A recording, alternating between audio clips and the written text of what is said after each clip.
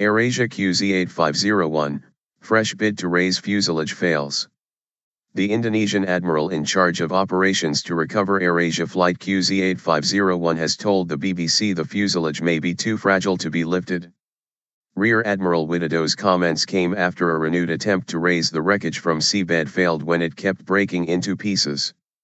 Ropes around the fuselage snapped during an initial failed effort to raise it on Saturday.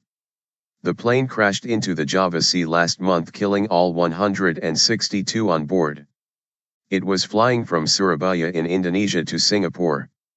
4 bodies were recovered on Saturday, taking the total recovered to 69, with more thought to be inside. BBC Map. A preliminary report on the crash is expected to be filed next week, although the full investigation will take months. Rescuers have been using inflatable balloon bags capable of lifting up to 10 tons to raise the 13-meter-long section of wreckage from the seabed and onto a flatboat. But on Saturday, with the wreckage 7 meters, 22 feet, from the surface, strong currents and the sharp edges of the aircraft's emergency door cut the rope connecting a bag to the fuselage. The sharp edges had to be padded with rubber material before another attempt could take place. Giant lifting balloon bags 21/01/2015. Giant lifting balloon bags are used to help raise the fuselage. Divers entered the main section of the fuselage, which is at a depth of 30 m, for the first time on Friday. The wreckage includes parts of both of the wings of the Airbus. It is believed the plane's cockpit may also be in the same area.